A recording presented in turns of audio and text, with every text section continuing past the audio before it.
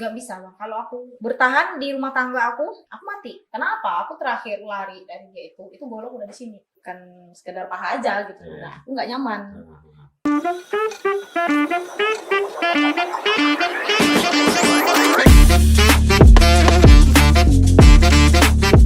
Oke guys, selamat datang di RNG Studio. Studionya bincang-bincang santai dengan para narasumber kita. Malam ini malam spesial karena kita mendatangkan narasumber seorang DJ yang konon katanya jago nge-mix dan juga berani melalang buana untuk ngikutin passionnya. Nah, langsung saja kita sambut.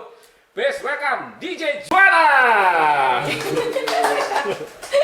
Halo, apa kabar? Halo abangku, long time no see ya. Iya, udah lama kayak kita nggak jumpa ya. Terakhir kita jumpa di mana tuh ya? Di Arab kan ya? Jauh banget ya. Jauh. Di salah satu klub. Nah kemarin itu ya Jo, jadi kita sempat kontak, tim kita kontak katanya mengundang Joana tuh datang ke podcast kita. Oke.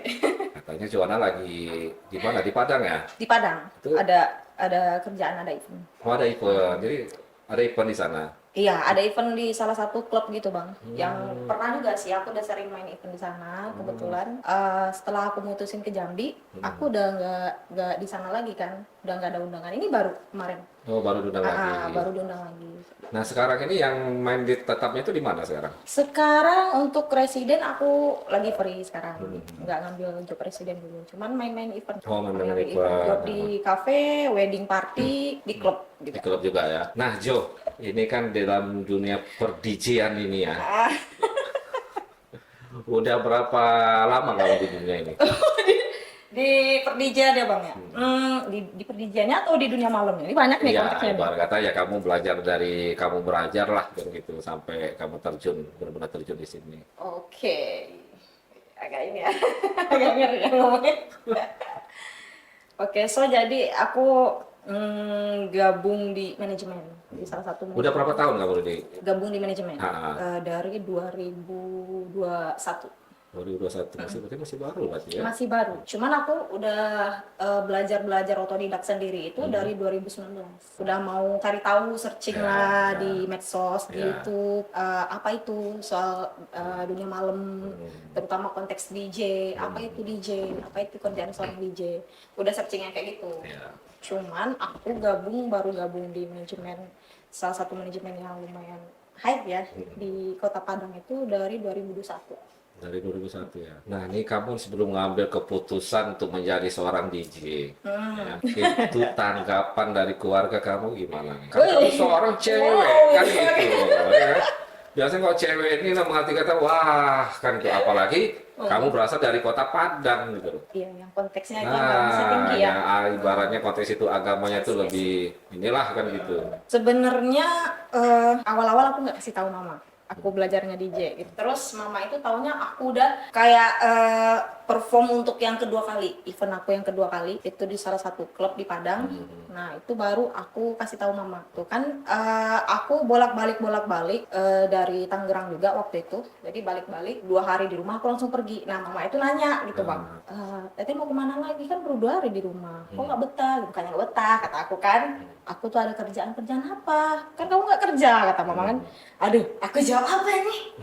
Kata aku kan, kalau dijawab nge-DJ, kira-kira diizinin nggak ya? Ada deg-degan kayak gitu, Ya. mau ngomong gimana ya?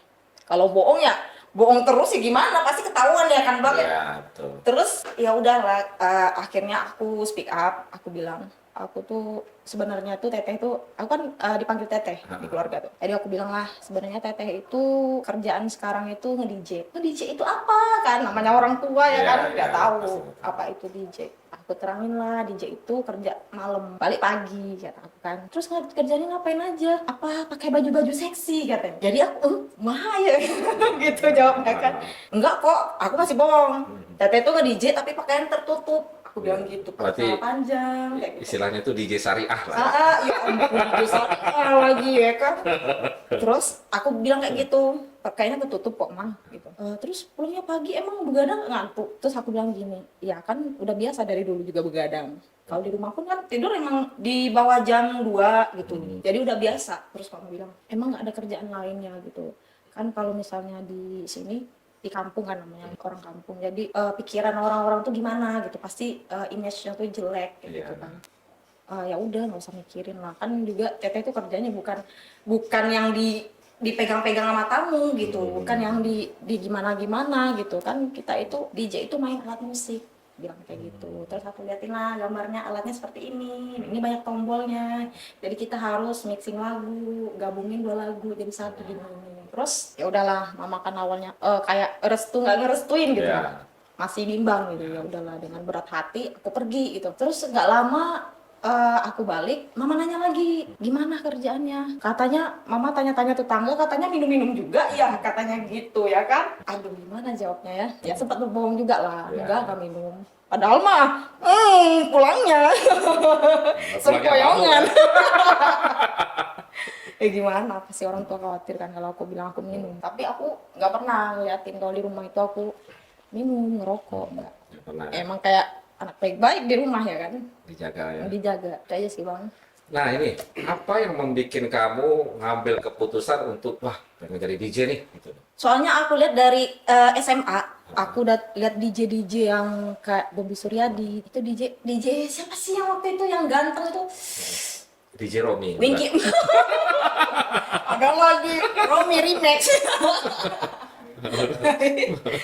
Enggak, oh ini Bang Wingky. Wingky Wiryawan. Ganteng ya Bang itu gitu. Keren kayaknya kan. Nge-DJ pakai di atas stage gitu kan. Terus digemarin sama cewek-cewek gitu. Terus pas dia perform itu ya cool aja gitu ngeliatnya tuh.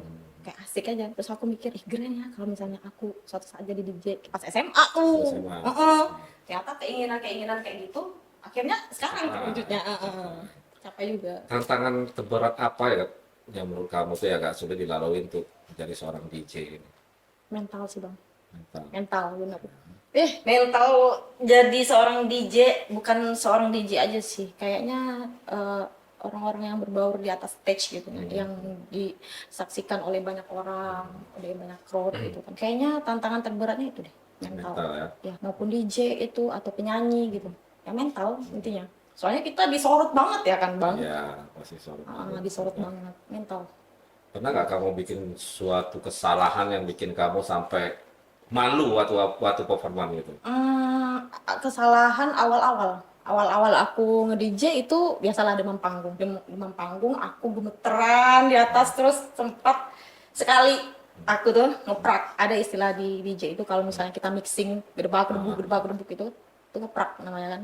Nah, aku main ngeprak terus agak takut diketawain ya, aku liatin orang, oh pada belum nyadar.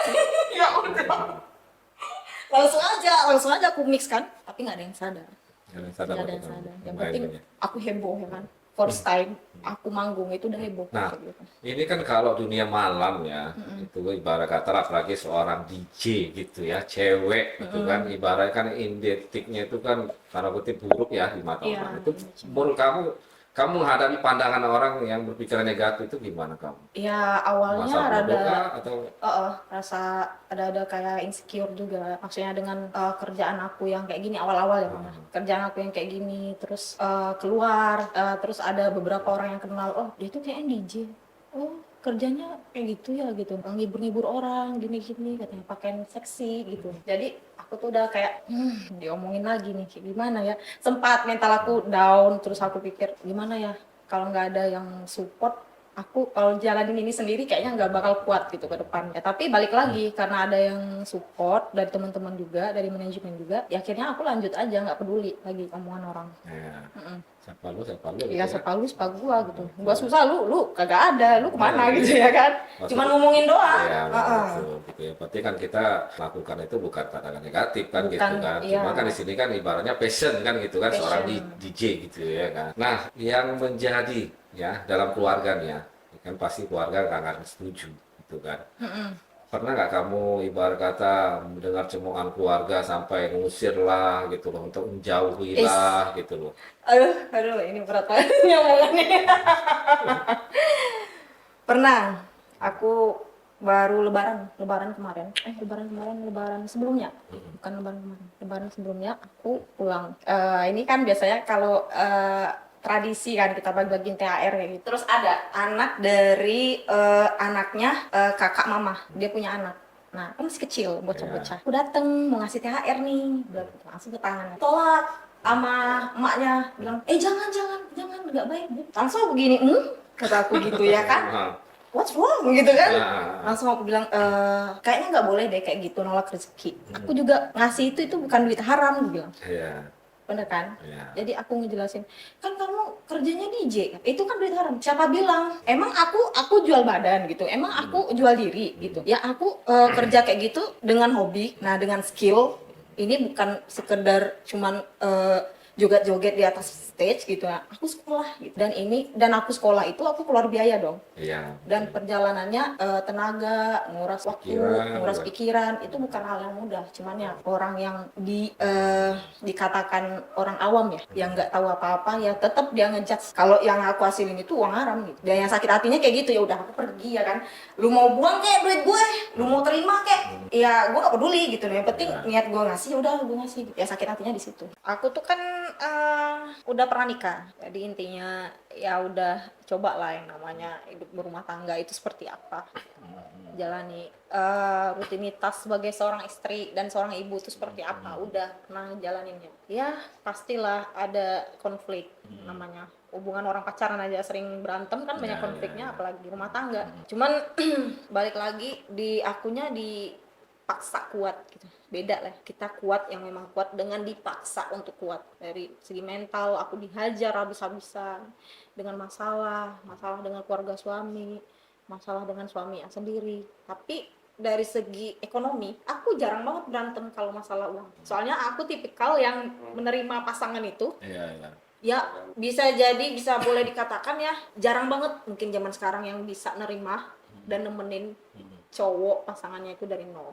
Tapi aku pernah ngalaminnya itu, dan benar-benar nemenin dia itu dari nol, dari yang dia pengangguran sampai yang dia punya kerjaan, dan akhirnya ya nggak bisa dipertahankan lagi karena ya enggak belum nggak ya gimana ya bilangnya, aku tuh nggak tahan aja, maksudnya tuh harusnya dari awal aku kenal dia kan aku sama pasangan itu terbuka. Aku udah bilang masa kecil aku begini, aku nggak punya ayah. Jadi aku jadiin kamu pasangan aku mau kamu bisa jadi sosok ayah, sosok abang, karena aku nggak punya abang.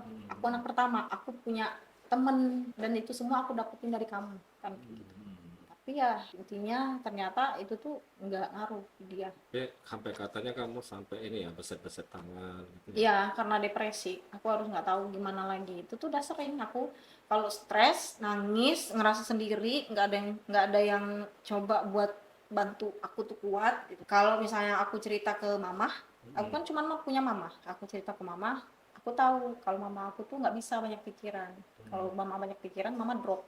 Terus kayak stroke ringan gitu.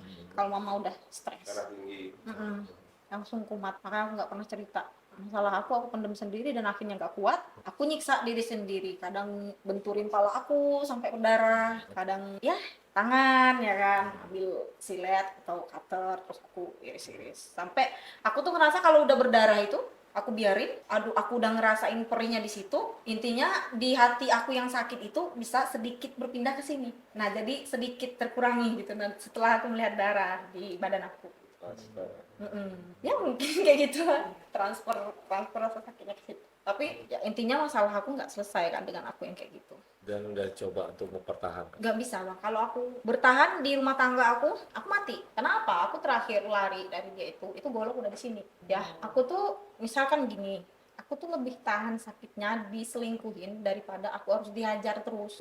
Aku kan kalau dia tampar kayak mukulin itu udah biasa. Tapi karena fatalnya itu dia tuh pakai senjata, pakai sajam gitu, pakai golok buat ini aku. Aku nggak tahu dia benar-benar mau ngelakuin itu atau cuman ancaman, aku nggak tahu. Yang penting itu golok udah di sini. Kalau aku nggak giniin tangan dia, nggak ada yang tahu aku sekarang ini masih bisa di sini apa enggak. Ternyata ini juga ya ceritanya. Iya. Memang kadang ya orang tulus itu pasti ya tersakiti. Tersakit banget. Ya. Ketika kita mencintai seseorang dengan tulus sepenuh hati gitu loh. Bahkan kita tidak pernah berniat untuk mengkhianati. Pasti kita Terus aduh. pedes nih mata aku. Kalau udah ngomongin kayak gitu. Aku ingetnya, aku kan pas kejadian itu aku ninggalin anak aku, itu yang paling sakit sih. Aku nggak mungkin bawa anak kecil, posisinya jam setengah 2 malam, aku kabur, nggak pakai sendal, cuman baju di badan, aku lari tengah malam daripada aku mati kan di tangan dia. Aku lari, itu posisinya anak aku lagi tidur. Pas anak aku dengar kita lagi berantem, dia bangun, terus pas aku lari, dia ngejar, dia teriak. Aku udah lumayan jauh, dia teriak, mama, mama. Itu rasanya aku sempet noleh ke belakang, tapi aku ingat kalau aku balik lagi aku nggak tahu aku masih hidup apa enggak ya kan. Intinya nanti anak aku nggak belum tentu dapat sosok ibu lagi gitu, yang kayak aku. Jadi kalau misalnya aku lari, ya aku harus siap-siap buat pisah dengan anak aku untuk sementara, tapi di hati aku pasti jemput anak aku lagi, kayak gitu sih. Aku pasti jemput. Jadi sampai sekarang belum pernah ketemu anak. Udah semenjak cerai pernah ketemu. Nah, aku beraninya ketemu sama dia kan nggak lama habis aku kabur itu, aku kabur ke Tangerang. Karena dia masih nyari-nyariin aku. Bahkan dia posting foto aku di Facebook, dibikinnya caption orang hilang. Lucu kan? Nah, playing victim banget. Aku bener-bener kayak shock, yang ngasih tahu juga temen aku. Lu tuh diposting di ini, di sosmed, di Facebook. Gini. Pas lihat, gila ya. Bisa-bisanya dia posting terus captionnya orang hilang ya kan. Padahal mah aku memang sengaja lari gitu dari dia. Ya itu aja, dan aku menghilang di Tangerang 1,5 tahun. Aku di Tangerang. Sekarang anak kamu umur berapa nih? Yang kecil udah umur 7 tahun, yang gede 10 tahun, jarak 3 tahun. Ada nggak yang mau kamu ingin sampaikan kepada anak-anak kamu? Aduh, boleh nonton dulu nggak sih? Boleh. Apa ya? Ya sama kayak pesan-pesan orang tua yang lain buat anak aku. Intinya mama nggak pengen kamu tuh ngerasain kayak apa yang mama rasain, sedikit pun. Kesedihan mama tuh cukuplah mama yang ngerasain dengan kamu. Terus mama juga pengen kamu tuh dapat pasangan suatu saat nanti setelah dewasa itu yang benar-benar jauh dari yang pernah mama temuin gitu, jauh dari bapak kamu, sifat bapak kamu gitu. Ya intinya semoga ya anak-anak aku bahagia aja, nggak kayak aku, kayak gitu aja sih bang. Doa orang tua pada umumnya lah buat yang terbaik buat anak-anak. Tapi kepengen ya kumpul sama anak-anak. Pengen banget. Tapi gimana bang, susah soalnya kalau yang anak aku yang cowok, dia itu udah kayak anaknya mama aku. Jadi misahin dia sama mama aku tuh kayak misahin anak sama orang tua gitu. Kalau mama aku sehari aja kalau nggak deket sama anak aku itu, dia nggak bisa tidur. Jadi intinya bisa aku kumpul, tapi sama anak aku yang cowok ini harus ada mama aku juga. Soalnya karena mama udah ngerawat anak aku yang cowok itu dari kecil, dari bayi. Kalau yang anak aku sama mantan suami aku juga susah untuk ngambilnya. Intinya aku harus bertengkar hebat dulu kayaknya dengan dia. Dan aku tuh harus nekat, intinya kalau mau anakku balik sama aku harus nekat atau ngambil sendiri, kayak gitu sih bang. Nah, ini kita bicara tentang dunia malam ya, gitu kan. Oke. Otomatis dunia malam ini, gitu kan. Tamu-tamunya juga ya paham sendiri kan, gitu kan. Nah, sangat kan? paham Paham sekali. sendiri arti kata ya. Tamu-tamu juga kadang memang ada tamu juga, nggak semua tamu lah ya, biasanya oknum-oknum lah kan, gitu kan. Ibarat kata lihat, wah ini bagus nih kan, gitu kan. Boleh nih. Boleh apa ya? Ada nggak pernah tuh tamu-tamu yang ibarat kata yang nggak senonoh gitu, bukan kamu? Nah, aku nggak usah inilah ya.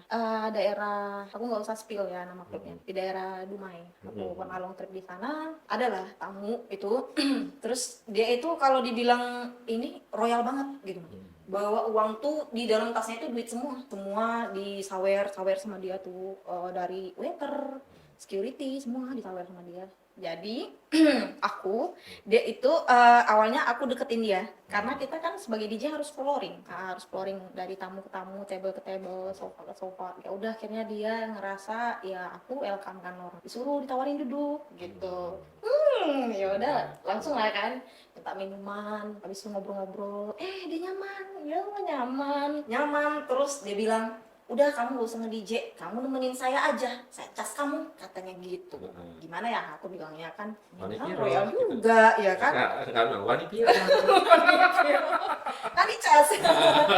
Ya kan jelas, ya kan? Udah udahlah aku bikin kamu tuh happy. Gimana kita itu mikir, oh ya ini orang bisa balik lagi, bisa kalau misalnya dia nyaman dengan kita ya udah bisa balik lagi, itulah pokoknya. Dan akhirnya dia megang pahaku gitu, terus kayak yang ya agak-agak gimana gitu, nah bukan sekedar paha aja gitu. Nah aku nggak nyaman, aku komplain ke manajer. Nah disitulah aku tuh kayak sama tamu tuh udah agak-agak kayak gimana gitu maknya bilang, apalagi yang omongan dia tuh kayak kan di sebelahnya tuh hotel.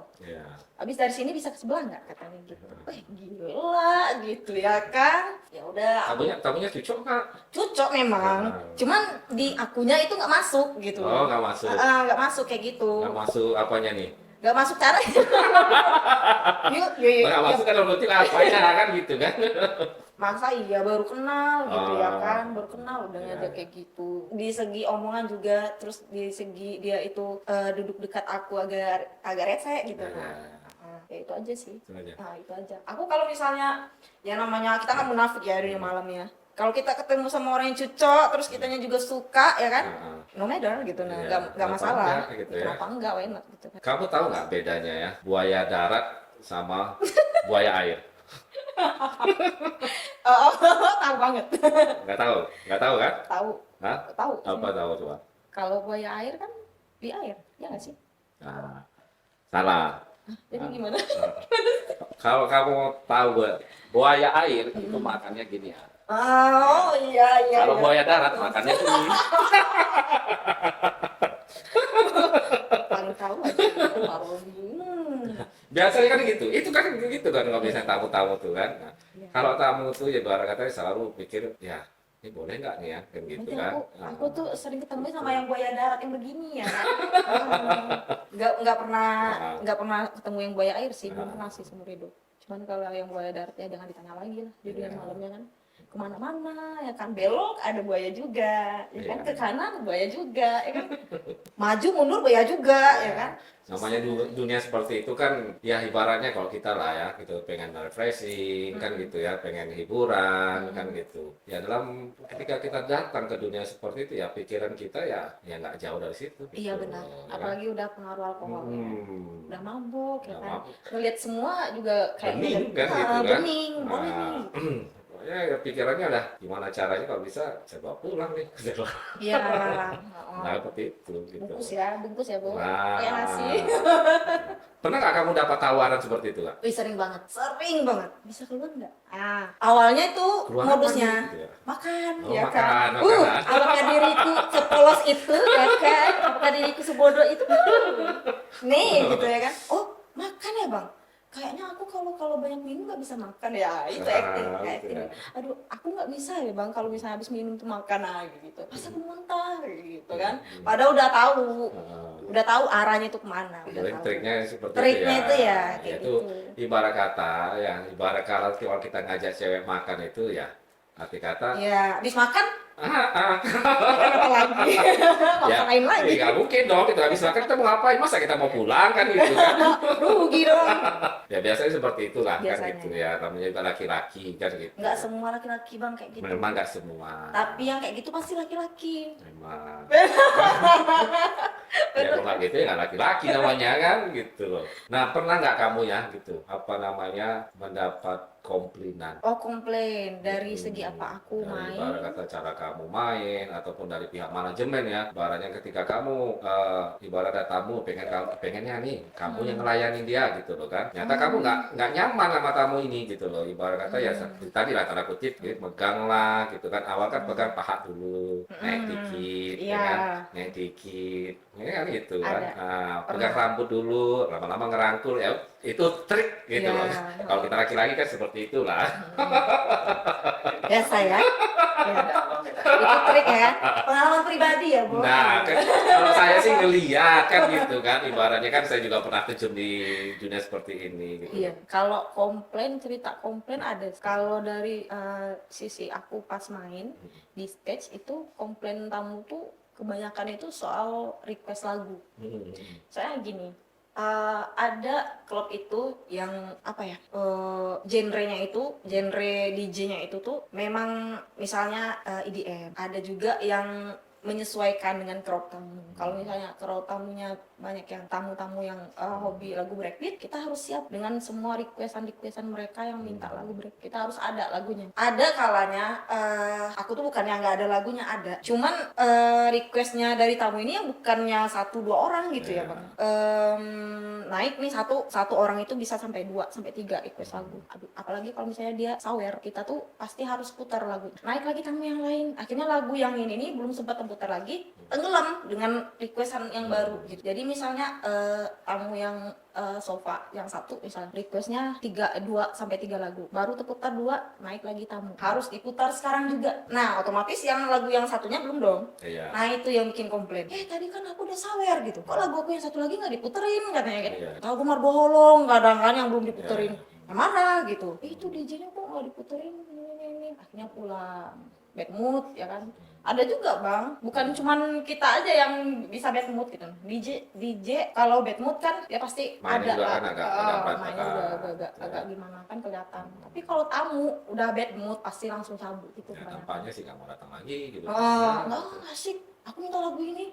Langsung aja ngejat, padahal baru sekali dia kayak gitu kan. Itu aja sih. Nah, dunia malam ini kan biasanya kan apalagi kok DJ ya, identik dengan narkoba nih. Ya, gitu lah. Jadi kamu pernah nggak apa namanya ya dalam arti kata coba-coba lah gitu. Coba-coba pernah. Coba-coba. Tapi aku nggak orang yang, semua teman-teman juga tahu kok. Baik aku di Padang maupun aku di sini maupun di mana-mana, aku nggak yang kayak gitu. Padahal kalau untuk dari kerjaan aku ya kan, dari dunia aku, dari orang-orang lingkungan aku ya, kebanyakan mereka itu kan kayak gitu. Cuman akunya masih bisa memanage diri karena memang dari dulu nggak tertarik dengan yang arah sana. Jadi pernah nyoba tapi nggak sesuai dengan aku dan nggak ngefek di badan aku juga gitu. Jadi ya akhirnya aku ya terfokus ya paling minum sampai sekarang asam lambung. Gara-gara minum mulu. Karena aku nggak kayak gitu. Terus kamu ngatasinya gimana gitu loh? Ibaratnya kan ada tamu gitu atau teman gitu ya, gitu namanya. Ngatasinya buat ngimbangin. Aku bisa, percaya atau enggak ya, aku bisa ngimbangin orang yang ngobat gitu, nah yang kayak ondel gitu kan, misalkan dari jam 1 sampai close, bisa ngimbangin dengan minuman. Ya besok siap-siap aja ke tukang pijit ya kan. Pegel dong, kan kita nggak pakai begituan ya kan, ngimbangin doang. Ya udah, ini sebenarnya mabok, cuman ya gaya-gayanya aja kayak gitu. Tapi kalau misalnya orang yang tahu pasti tahu lah, aku cuman ngimbangin aja gitu. Pastilah orang yang pernah gitu atau yang memang pecandu tahu mereka gara-gara aku tuh cuma pura-pura kayak gitu, pura-pura doang. Kalau misalnya orang kayak gitu tinggi kan, pegang tangannya pasti dingin, aku pakai jaket kedinginan malah ya kan. Ya tetap goyangnya aja yang kayak gitu ya, pura-pura doang ngimbangin. Tuh misalkan ada yang nawarin sering, kamu mau ini nggak? Aku nggak. Tapi aku mikir lagi gimana ya, bilang ambil aja, tapi aku kasih temen aja, aku bilang gitu kan. Ya udah, kadang aku ambil, kadang aku tolak. Bang, daripada abang kasih itu mending abang bukain royal aja, ye gitu kan. Udah bukain royal, kadang aku minta yang lain tequila atau apa, karena cuma bir doang. Iya, tapi aku bisa ngimbangin gitu lah, hebatnya badan aku ini. Nah sekarang ini kan mainnya kan udah DJ event ya gitu loh. Boleh nggak kita spell nih gitu kan, kalau misalnya ngundang DJ Joanna ini itu anggarannya berapa gitu? Oh, kalau sekarang kan Antara sekian-sekian gitu loh kalau sedikitnya. Budgetnya ya. Budget tergantung dari jarak jauhnya, lokasinya atau gimana? Iya, itu pengaruh juga sih bang. Soalnya kalau DJ ini kan kita itu bisa nentuin budget itu. Misalkan aku nih di mana nih, domisili aku tinggal di mana gitu. Terus misalnya ada tawaran ke luar kota, nah kita harus ngitung dulu, ya kan? Ngitung transportasinya, terus biaya buat penginapan, buat segala macem. Nah terus udah di luar situ, itu baru istilahnya budget kita itu berapa. Buat brand personal kita itu kalau sekali perform itu berapa gitu. Tergantung kitanya. Kadang ada yang undang temen kan, lu kalau sama gua berapa gitu ya kan, jangan harga orang lah, harga temen kayak gini kan. Nah itu yang susah bang, itu paling agak berbeda lah. Negosiasi. Nih gue mulu ya ampun, udah kayak belanja di pasar ya. Ini kan di dunia DJ ini kan identik dengan banyak cowok ya, gitu kan. Kalau cewek kan cuma sedikit, Oh, banyak banget, kan banyak gitu kan. Nah, bagaimana kamu bisa mengatasinya, bisa bersaing dengan para cowok-cowok gini? Maksudnya menginiin cowok-cowok itu, Ibarat ngendaliin. katakan ya lebih identik dengan cowok lah kan gitu kan. Nah, sementara kamu cewek nih gitu, lebih mayoritas cowok lah untuk di seorang DJ itu ya gitu kan. Untuk kamu dapat bersaing sama mereka itu seperti apa gitu? Apa yang kamu unggulkan biasanya dari kamu? Sebenarnya itu DJ itu butuh brand personal. Kita harus bisa membranding diri kita. Kita harus berbeda. Apa yang bikin kita beda dengan yang lain? Entah itu dari segi cara penampilan, outfit kita, terus fashion, cara kita main gitu. Nah, kayak gimana ya? Ada satu definisi yang susah aku jabarinya kan. Kadang kayak semacam aura gitu juga ngaruh gitu. Kalau misalnya aura kita positif, pasti itu bakal jadi apa ya, daya tarik tersendiri lah intinya. Jadi aku nggak pernah ngerasa takut, oh ntar aku main di sini ada dia, gimana ya akunya, ini nggak ya gitu. Nah, nonjol nggak ya akunya dibanding dia, nggak pernah kayak gitu. Intinya aku dengan diri aku, dengan versi aku, nggak pernah jadi yang seperti diri orang lain gitu. Jadi diri kita sendiri aja intinya, branding personal. Outfit aku tuh tersendiri gitu, nggak ada yang niru gaya siapa, DJ siapa gitu, nggak, punya outfit tersendiri aku. Kamu punya role model nggak tuh, misalnya DJ cewek yang kamu kagumi? Ada dong, masih di dalam negeri ya. Kayak aku suka DJ Usa. Kenapa kamu suka? Dia tuh lincah. Jadi senang lincahnya seperti kamu ya gitu ya? Iya, soalnya aku dari kecil udah kayak gimana ya, udah jiwa seninya itu memang ada dari kecil. Terus aku sebelum masuk manajemen DJ, aku pernah ikut dance competition gitu, karena aku juga basicnya juga seorang dancer. Gitu. Aku ikut di Pantesan seorang dancer. Iya. Apalagi kalau mabuk dapat tiang ketemu tiang ini Panjang ya. ya. Itu udah di luar ini. Iya, di luar kendali. Di luar kendali. Tapi Emang asik ada ya? yang kendaliin kayaknya. Asik aja, kayak badan itu ringan kalau udah mabok kayak gitu tuh, udah bukan diri aku lagi kayak. Soalnya aku tuh sebenarnya kalem. Percaya nggak sih? Kalau ya udah. Percaya sih kamu kalem. Percaya. Nah, Oh iya. Karena lagi tidur kalem. Kalau lagi tidur doang. Ya, jadi ya memang dari kecil aku tuh udah ada bakat seni. Udah bakat seni ya. Jadi jiwa kamu Memang lincah passionnya kayak ada itu. sini ya. Gitu. Jadi aku makin kesini kan banyak kiblat aku DJ yang kayak Usa kayak gitu tuh. Wah, ternyata kayak lincah ya gitu. Kayak ngeliat, oh diri aku tuh kayaknya ada di diri aku yang kayak dia gitu. Nah, lincahnya. Kalau nggak lincah itu, kalau cuman diem aja sambil mixing itu kayak kaku. Makanya aku tuh triknya tuh sebelum main itu pasti harus minum. Minum dulu. Minum dulu, walaupun cuma sedikit tapi aku harus minum tengah gelas. Kalau enggak, aku tuh kayak orang kaku, orang grogi kalau lagi main tuh. Jadi aku harus kena dulu. Pernah nggak kamu nih ya minum terus mabuk, nggak sadar tiba-tiba kamu udah begitu bangun, di mana nih gitu loh? Pernah Pak, diinfus, dipakein oksigen karena aku tuh memang udah asam lambung. Bahaya tuh asam lambung. Terus minum. Pernah aku paginya infusnya kan lama. Keluarnya itu sekitar jam 2 siang, malamnya kerja lagi, minum lagi. Sedangkan di sini nih masih bekas infus nih, malamnya hajar lagi ya kan. Gimana kalau kita nge-DJ kadang disawer, kasih minum disawer. Tapi kalau misalnya nggak disawer ya tergantung. Kalau aku moodnya minum ya minum aja. Kalau untuk genre musik nih, ya, kamu lebih suka apa? Aku lebih suka Campur-campur sari kan? Aku lebih suka Indobones yang sekarang. Indobones ya? Indobones. Lebih dapat feel ya? Lebih kayak apa ya? Lebih kayak keren aja gitu. Lebih kayak dapat aja feel-nya. Cuman kadang kita nggak bisa idealis kan. Kita nggak bisa idealis. Jadi seorang DJ itu nggak boleh idealis. Jadi walaupun kita itu basicnya kita itu sukanya dengan satu genre, kita harus juga mencintai genre yang lain. Gitu. Juga harus paham genre yang lain. Terus misalkan kita residen, apalagi DJ residen itu harus pandai mencocokkan dengan klubnya nih genrenya apa. Misalnya genrenya breakbeat, kita sukanya EDM Indobones, ya tetap harus ngikutin rules, ngikutin aturan. Nggak bisa idealis, DJ itu nggak bisa. Ya, ini perbedaan DJ residen sama DJ event. Kamu Perbedaan.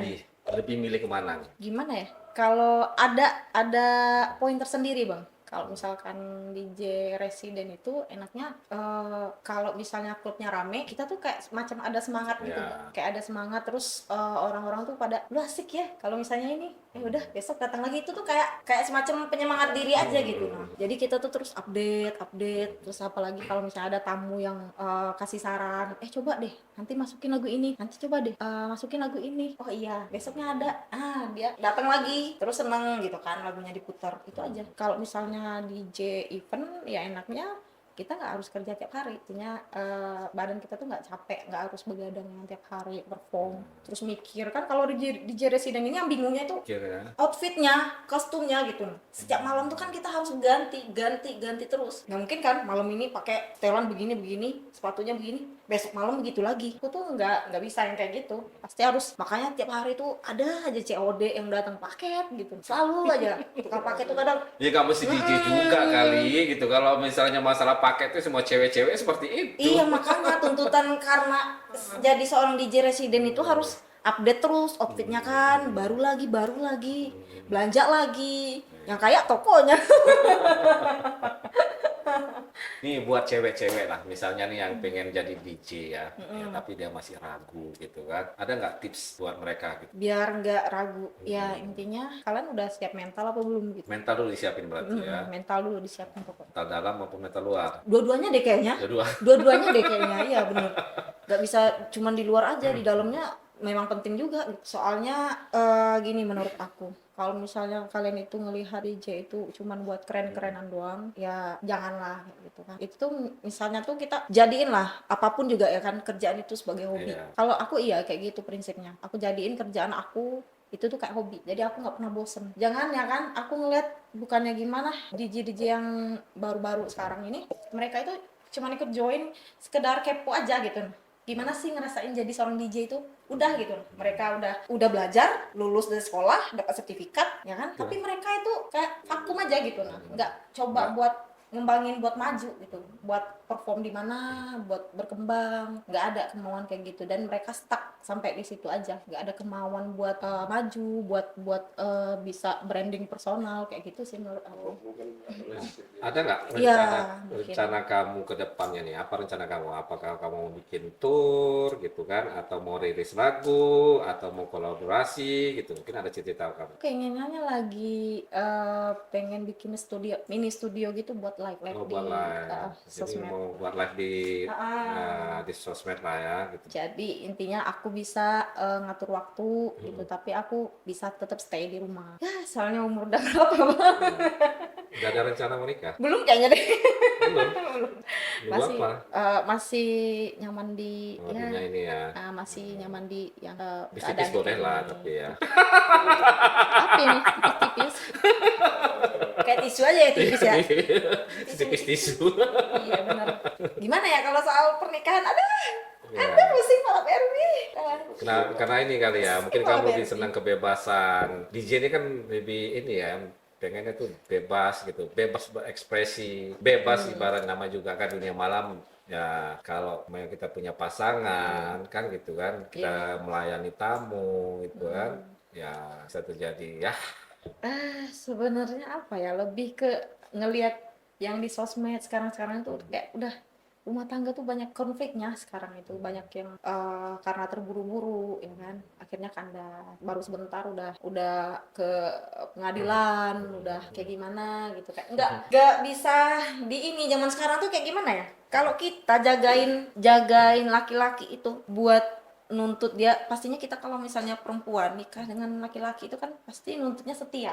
Iya. Sedangkan misalnya dia kenal kita seorang DJ, jauh banget walaupun kita udah ninggalin dunia per-DJ-an pun, buat dia misalnya kan aku pernah kayak gitu, tapi tetap ya kan Ada dia embel-embel, gitu ya. dia tetap nilai kita tuh ya, lu kan dulu gini ya kan, ya wajar gue tuh misalnya dengan cewek lain gini ya Masih gimana ya? mungkin masa lalu lah. Masih ngungkit Traumanya masa berarti lalu. di situ dong kamu nikah. Iya kayak gitulah Bang, Iya. karena lihat masa lalu, terus kadang udah datang ke keluarganya juga ditanya kerjanya apa, nah beratnya di situ ya kan, pengennya yang baik-baik aja, dapat mantu yang baik dari dunia malam kan kayak gitu. Itu aja sih. Nah, ini buat apa namanya? Ada nggak pesan kamu buat para sobat-sobat kita nih yang RNG jadi studio gitu ya, yang ibarat kata yang ingin kamu sampaikan gitu tentang dunia DJ ini. Tentang dunia per-DJ-an. Jangan menilai dari pekerjaan atau apa gitu loh. Ya kalau misalnya itu pasti ya kan nggak boleh lah nilai seseorang itu dari luarnya gitu kan, walaupun dia itu seorang yang kerja di dunia malam, entah itu di penampilannya kayak bertato, terus piercingnya di mana-mana, sebadan-badan gitu. Jadi nggak bisa menilai orang kayak gitu. Justru kayak yang aku lihat ya, orang yang kerjaannya kayak aku gitu. Nah, dia itu pasti ada suatu sebabnya. Terus dia itu juga mungkin tuntutan juga. Tuntutan pekerjaan. Pekerjaan. Ya. Kan. Dia juga hobi di bidang ini misalnya. Kayak akunya hobi di bidang DJ. Terus menurut aku DJ itu pekerjaan yang lumayan menjanjikan. Kalau misal kita bisa branding personal tadi. Intinya jangan menjustis dari luarnya kan gitu kan. Ibarat kata apapun lah. DJ ini kan ibarat passionnya kan di musik, cuman genrenya lain kan gitu kan. Ibarat kata kan ya terjunnya harus ke dunia malam. Walaupun kan gitu kan, ibaratnya kita nggak ada melakukan yang tanda kutip ya, yang hal-hal negatif kan gitu. Tapi ya nama juga profesional kerja kan gitu, supaya lihat sama tamu juga penampilan kita juga oke kan gitu ya. Mau nggak mau tuntutan pekerjaan yang harus kita ikutin kan gitu. Yeah. Pasti dalam suatu perusahaan pasti juga ada namanya SOP pekerjaan kan gitu. Ya intinya kayak gitu bang. Intinya apapun pekerjaannya, walaupun bukan DJ ya, walaupun dia itu LC, walaupun waiter, walaupun apa yang kerja di dunia malam itu tuh nggak selalu buruk. Yang menurut penilaian orang buruk itu bukan selalu buruk. Kadang mereka itu melakukan hal kebaikan di luar itu kan, tapi mereka nggak mempublishnya. Jadi nggak usah. Banyak juga kok sekarang yang anak rumahan, tapi kan tahu sendiri kelakuannya gimana gitu. Nah, kadang lebih kayak gimana gitu kan anak-anak sekarang. Makanya ya don't judge by cover. Bener sih. Jadi kata-kata motivasinya? Kata-kata motivasinya apa yang pantunnya apa nih? Nggak bisa ya. Bukan ini Fatwa Pujangga aku ya. Betul. Bukan penulis puisi, penulis pantun aku. Apa ya? Motivasinya buat para DJ tetap semangat lah, tetap jadi diri sendiri, tetap pertahanin brand personalnya, nggak usah jadi orang lain gitu. Nah, walaupun banyak tuntutan ini itu, tapi tetap jadi diri sendiri. Apa yang menurut kamu itu nyaman kamu pakai gitu, nah nyaman kamu mainin musiknya. Kalau misalkannya masih kan, kalau misalnya di klub itu kan ada ketentuannya genrenya apa. Kalau masih masuk di kamu ya intinya jangan idealis. Seorang DJ itu nggak boleh idealis, kayak gitu aja.